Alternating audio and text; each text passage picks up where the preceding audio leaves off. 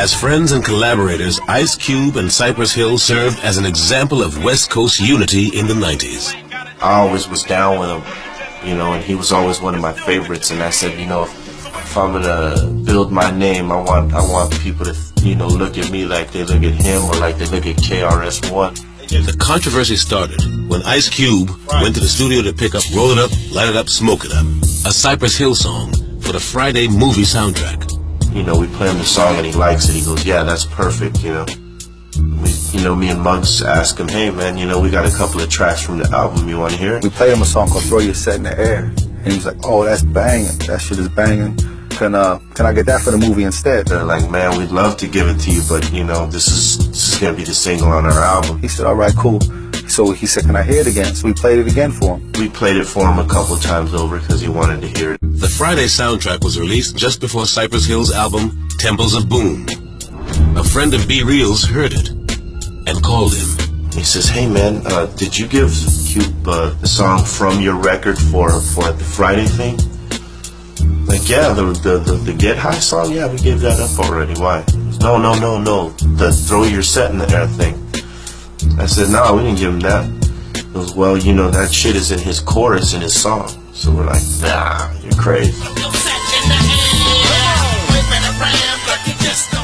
Finally, I hear it, and sure enough, there it is, you know, the same. It's like some of the words are changed around, but for the most part, the chorus is the same.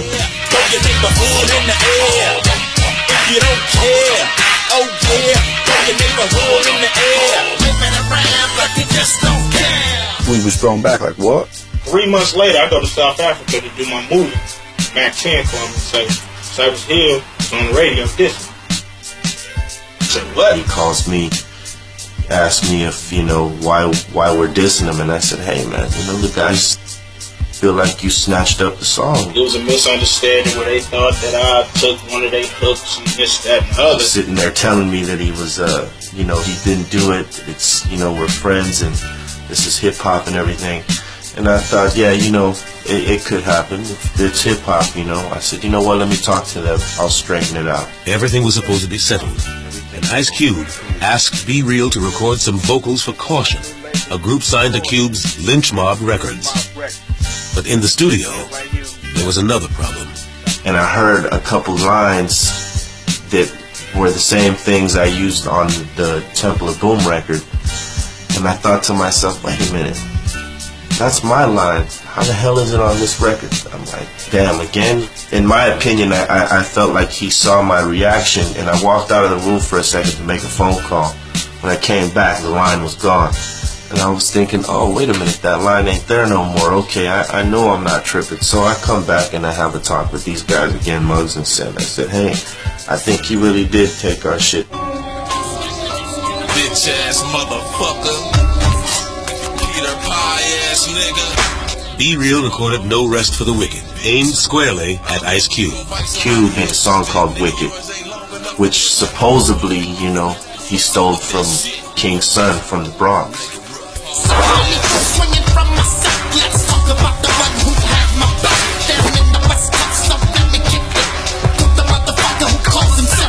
I remember Cube told me, man, these Cypress Hill niggas is tripping. I said, I thought them was your homies. Cause they was down.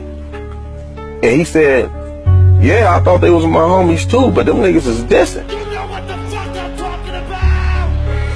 I feel like they should be dealt with the worst. Oh yeah. It ain't over, motherfuckers. These niggas don't understand. Ice Cube, among the most influential MCs in hip-hop history, was also legendarily vicious in battle. Having defended West Coast hip-hop against Common and others, Ice Cube also dismantled NWA and Jerry Heller in No Vaseline. After No Rest for the Wicked, Ice Cube took aim at Cypress Hill with King of the Hill. Every few years niggas think they can deal with the real. Now I got to fuck Cypress Hill. I got a voice you should fear. I drink a beer, bust a rapping in your fucking career. You fucking cowards never seen King of the Hill was basically the diss against us with him and Mac 10. I'm drunk and starting static, now I'm rolling up Cypress Hill, letting niggas have it. Captains wanna be thugs up, load my slugs up. Hey yo, back up, Q-Dog, we passed that bitch Muggs up. Pull over, let me out I had never met Be Real, Muggs, Sin Dog, nobody from Cypress Hill. And it was blood. But I was with this nigga, so I didn't give a fuck.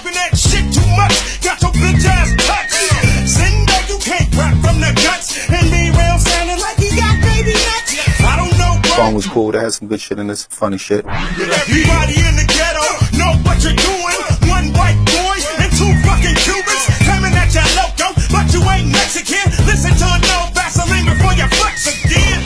And it was a pretty good diss, you know. I had to give it up on that one. It was alright.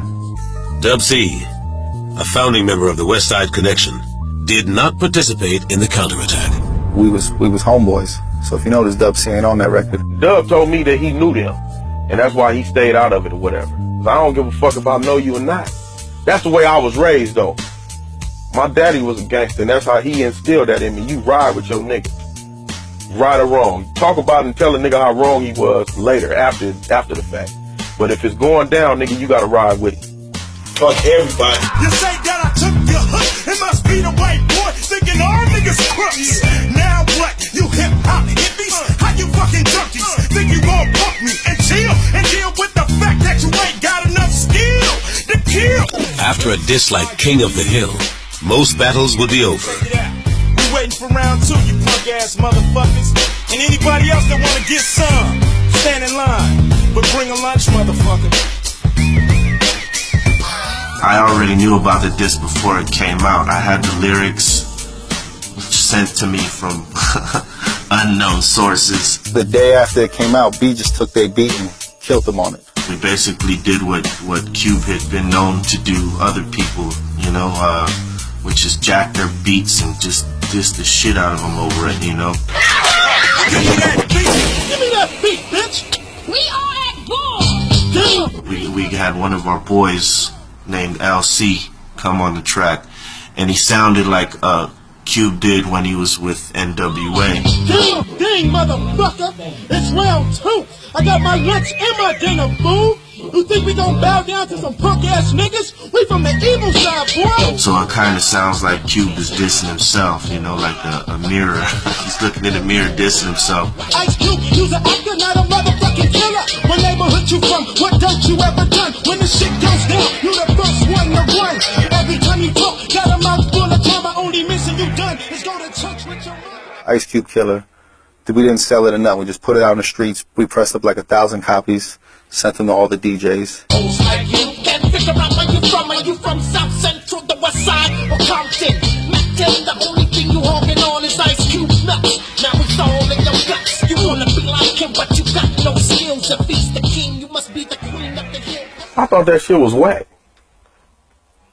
That shit couldn't fuck with King of the Hill. You try to remake NWA without bringing Ren.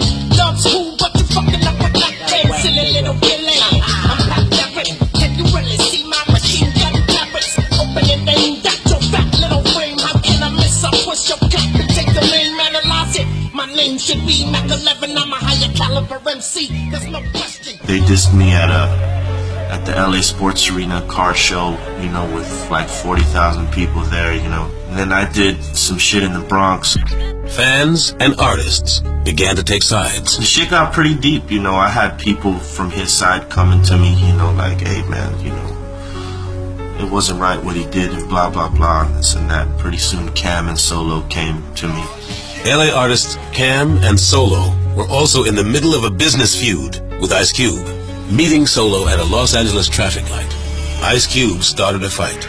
Somehow his chain fell in my hand. I don't know how I got in my hand, but it fell in my hand.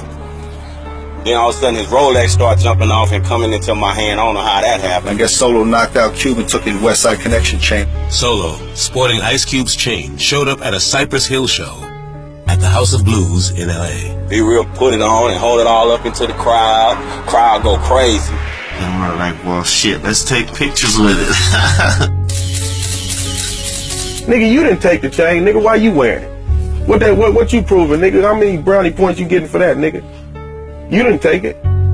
That's the way I felt at the time. It was a pretty interesting time because, you know, it created a lot of split here in LA between black and brown, you know. Concern began to grow that the beef might pit neighborhoods, gangs and races against each other. It can happen at any minute. It can ignite. If you're a Latin in the house, if you're a puro Latino in the house, Mexican, Puerto Rican, Cuban, El Salvadorian, I don't give a fuck what you are. Put your fucking L in the air right now. A lot of the Latin people were like, hey man, you know, we're gonna ride for you on this one. You just say the word. Amidst the violent death of Tupac Shakur and rumors that the Mexican mafia was getting involved, cooler heads managed to prevail, and the conflict never boiled over. Somebody gave me B-Real number and said B-Real want to holler at you. He asked me, you know, so what's it gonna take for you and Cube to squash this? I said, you know, just like you, all he's gotta do is call me and, you know, we'll talk it out. And I explained to him where I was coming from. Nigga, I don't got nothing to do with it, but that's my homeboy, and I'm riding with it. And he said, you know what, homie? I can respect that. I can't even be mad at you. I respect that.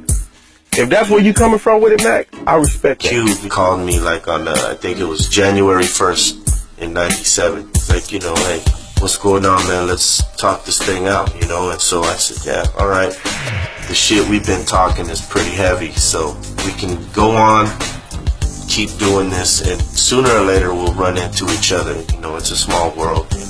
If you want to squash it right now, we can squash it. I'll never say any fucked up thing about you, and we'll be friends again, and maybe shit, we'll work together and do something. If we see B-Real right now, he can come hang with us right now, man. It's cool. For real, because we got past the shit. Definitely, there's no beef whatsoever. I mean, when I squashed it with him and I you know, I said my piece, that was it. You know, Mac 10 too, you know. B-Real and Ice Cube have worked together since, and while their friendship has never returned to what it was, the beef should be remembered as an instance of a business dealing between artists, almost escalating into citywide violence. It should also be remembered as an example of how two sides can come together to settle a dangerous situation. I wanna rap.